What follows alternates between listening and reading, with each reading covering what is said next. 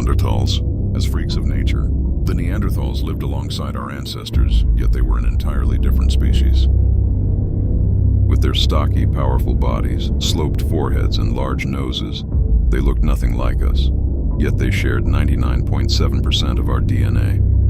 But how could something so similar to us also be so strange? Were they simply an evolutionary dead end, or were they a bizarre branch of the human family tree, an oddity in the grand scheme of natural history? Take a look at them. Short, thick-set, and muscular, built for survival in some of the harshest environments. Their bodies were engineered for cold climates. Neanderthals had shorter limbs to conserve heat, a large barrel-shaped chest to help with breathing in frigid air, and they could even handle incredibly cold conditions without the need for modern clothing. But here's the freaky part. Their anatomy wasn't just built for cold, it was also built for power. Neanderthals were extraordinarily strong. Scientists believe they were physically much stronger than us. Their bones were thick, their muscles dense, and they likely possessed the kind of brute strength that would have made them the apex predators of their time. Imagine the force behind a punch from one of these creatures. It could have been as powerful as a modern-day professional athlete's. The label "freak of nature" didn't appear out of nowhere.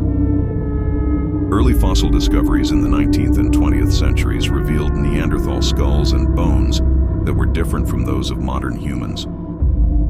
Early depictions in science and media perpetuated the idea that they were less human than us, often portraying them as violent, unintelligent creatures dragging themselves through life.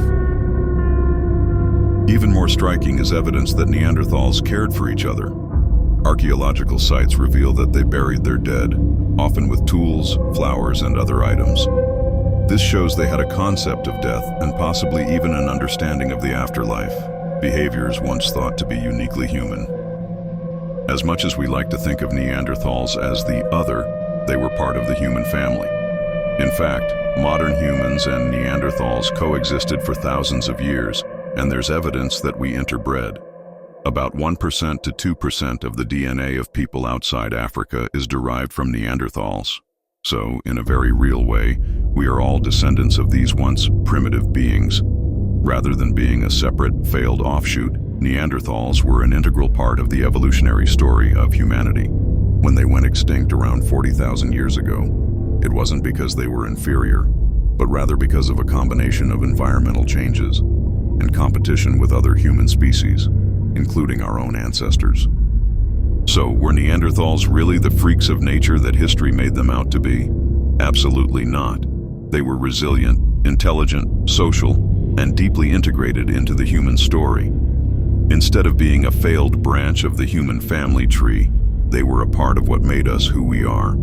As we continue to uncover new evidence about Neanderthals, we realize that the line between us and them isn't as clear as we once thought.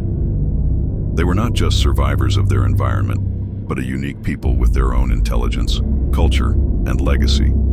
Far from being freaks, they were fully human in ways that deserve respect and admiration. So, the next time you think of Neanderthals, remember this. They weren't the freaks of nature. They were one of the greatest survival stories of the human lineage.